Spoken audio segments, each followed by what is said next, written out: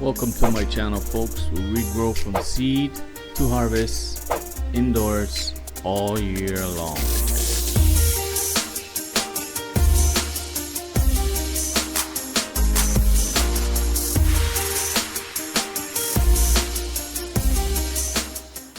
Today we're doing a deep dive on how to fix your pH and top off your reservoir at the same time. Let's get into it. That pH is way too high at 7.8, needs to be at 7.0. So let's see if we can try and fix that. I collect tap water straight out of the shower stall and let sit for 48 hours. Before you top off any reservoir, this is what you do first. You go ahead and get a pH reading of the reservoir water to see what the pH is sitting at before you add any nutrients or water. Now, after letting my water sit for 24 to 48 hours to off-gas the chlorine, we're going to go ahead and pH that water to see where it's at. I have 4 gallons here and it's sitting at 8.0. Using some pH down, we're going to pH the water down to about 6.5, 6.8. Once we get it down to that target, we'll add it in. I usually wait about 20 to 30 minutes after I add some pH down, give it a good mix, and let it sit, and then I recheck the pH again. If it needs a little more, I add a little bit more, little by little. Do not rush this process. Now that I got the water down to 6.6 in my tap water, we're going to go ahead and add it in.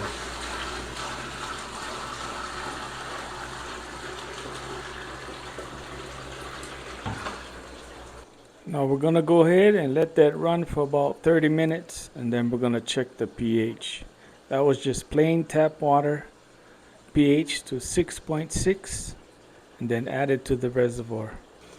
Now you can see it's sitting at 7.4, and you can also see by this black mark right here that we need to put more water in here. So we're going to go ahead and pH another 4 gallons of water and add it in. But I need to explain something to you first, so let's get to that. Okay, in my particular case, the pH was 7.8. My target pH is 7.0. My tap water was 8.0. pH down to 6.6. So when I added the 6.6 to the 7.8, it came out 7.4. That's why pH, the tap water that I add in, lower than the target because it's high. And this will work for both if you want to go pH up or down. And say your reservoir is full, mine's empty, so I can add water. I can adjust it that way. Say it's full, you take out water. Take out 4 gallons of your reservoir so you have room to add tap water pH'd up or down so you can adjust to make the correction. Got it? And remember, this is just for plain tap water. Now if you're going to add nutrients, you add the nutrients first, because the nutrients will automatically lower the pH, and then you make the pH adjustment. Sounds confusing, but it's actually pretty easy. Okay, now after the first bucket, we got it down to 7.4 reservoir pH, and that was with regular tap water. Now we're going to add nutrients. So we're going to add our nutrients first to our bucket. That's probably 8.0 pH.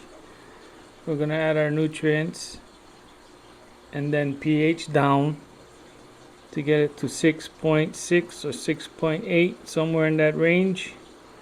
And then we're going to add it to the 7.4 and hopefully come out 7.0, somewhere in there. So let's give it a try. pH sitting at 7.9 tap water. We're using master blend at 1/3 strength. It's not rocket science. I just use a teaspoon and eyeball it. So that looks about right. Gonna give that a mix until it's completely dissolved. Up next, Epsom salt. Give it a good mix until it's completely dissolved.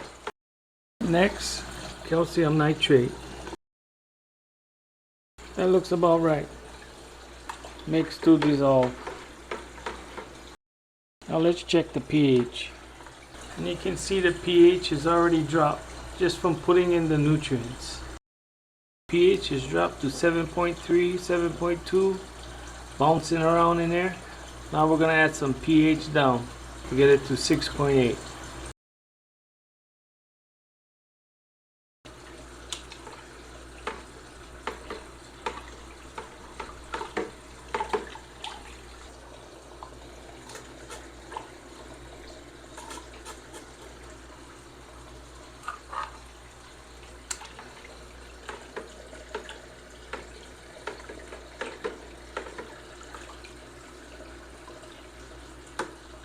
It's bouncing around between 6.7 and 6.8. I'm going to call that good. Now we're going to add it to our reservoir.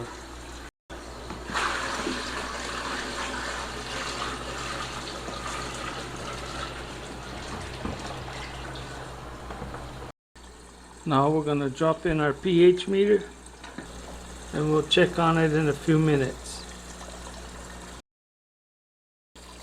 It's been 15 minutes and it's sitting at 7.0. I'd rather be lucky than good any day. And that's how you do it, folks.